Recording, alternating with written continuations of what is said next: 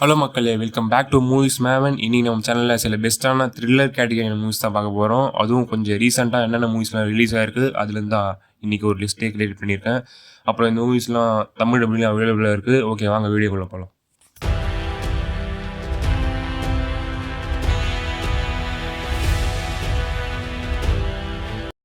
Okay, நம்ம லிஸ்ட்டில் இருக்கிற ஃபர்ஸ்ட் மூவினா தேங்க்ஸ் கிவிங் 2023 ரிலீஸ் ஆயிருக்கு. ஸ்லாஷே ரிவெஞ்ச் கேட்டகரியான மூவிலாம் உங்களுக்கு பிடிக்கும்னா கண்டிப்பாக அந்த படத்தை ட்ரை பண்ணி பாருங்கள். ரத்தம் தெரிகிற மாதிரி சீன்ஸ்லாம் இருக்குது.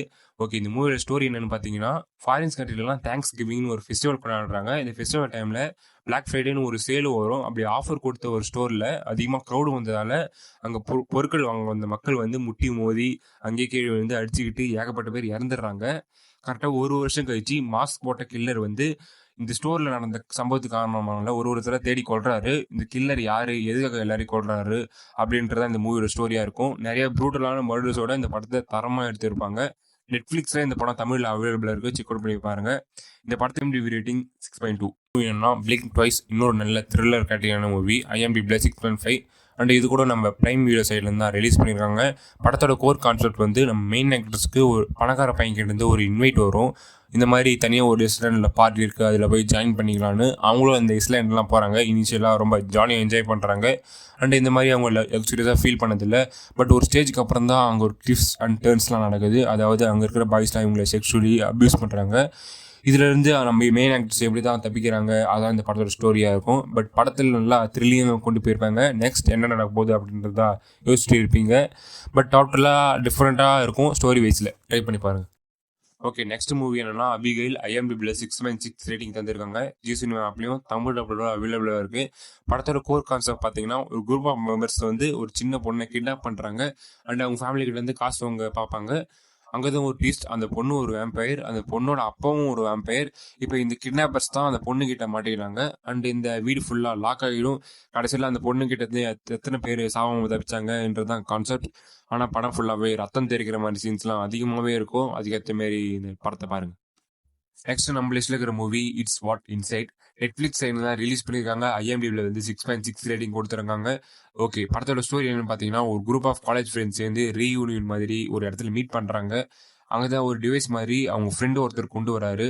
அந்த டிவைஸை வச்சு பாடியை ஸ்வாப் பண்ணிக்க முடியும். அதாவது கூடு விட்டு கூடு பாயிற மாதிரி அந்த டிவைஸை வச்சு பாடியும் ஸ்வாப் பண்ணிக்கிறாங்க. ஸோ இதுக்கப்புறம் என்ன நடக்குது, யார் பாடியில் யார் இருக்கா, அதை வச்சு அவங்க என்னென்ன பண்ணுறாங்க, இப்போ சுச்சுவேஷன் இன்னும் மோசமாகவே போகும்.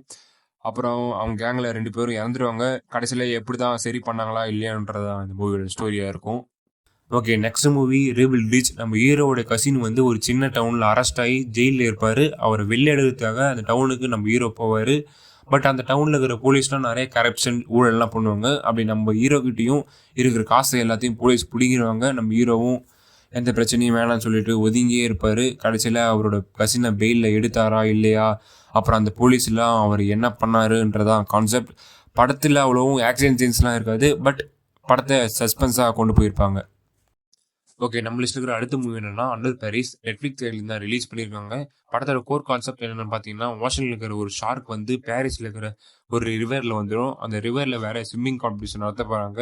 நம்மளோட மெயின் ஆக்டர் வந்து அந்த காம்படிஷன் நடத்த வேணாம்னு சொல்லுவாங்க. ஆனால் அங்கே இருக்கிற மேயர் வந்து இதெல்லாம் ஒரு பிரச்சனையே இல்லை, அந்த காம்படிஷன் நடத்தலாம்னு சொல்லிவிடுவாங்க. கடைசியில் அந்த ஷார்க் வந்து ஸ்விம்மிங் பண்ண எல்லாரையும் கடிச்சு கொண்டுடும். கடைசியில் அந்த ஷார்க்கை எப்படி கொண்டாங்களா இல்லையான்றதான் கான்செப்ட். நீங்கள் நிறைய ஷார்க் அட்டாக் கேட்டகரி மூவிலாம் பார்த்துக்கலாம். பட் இது கொஞ்சம் டிஃப்ரெண்ட்டாக த்ரில்லிங்காக இருக்கும். ட்ரை பண்ணி பாருங்கள். ஓகே, நம்ம லிஸ்ட்ல இருக்கிற நெக்ஸ்ட் மூவி ஆர்கேடியன். படத்தோட கான்செப்ட் என்னென்னு பார்த்தீங்கன்னா, ஒரு ஸ்டேஞ்சான கிரியேச்சர்னால நம்மளுடைய இடத்துல இருக்கிற மக்கள் ரொம்ப கம்மியாயிட்டாங்க. எங்கெங்கேயோ ஒரு சின்ன இடத்துல தான் ஒரு சில மக்கள்லாம் வாழ்ந்துட்டு இருக்காங்க. ஓகே, டேரெக்டாக நம்ம படத்தோட ஸ்டோரி வந்து நம்ம ஹீரோ அவர் 2 பசங்களும் ஒரு சின்ன வீட்டில் வாழ்ந்துட்டு வராங்க. நைட் ஆனால் வெளியே போகக்கூடாது. சன்செட்டுக்கு அப்புறம் தான் அந்த கிரியேச்சர் வந்து ரொம்ப அட்டாக் பண்ண ஆரம்பிச்சிடும். ஒரு ஸ்டேஜில் பார்த்தீங்கன்னா அந்த கிரியேச்சர் அதிகமாக அட்டாக் பண்ண ஆரம்பிச்சிடும்.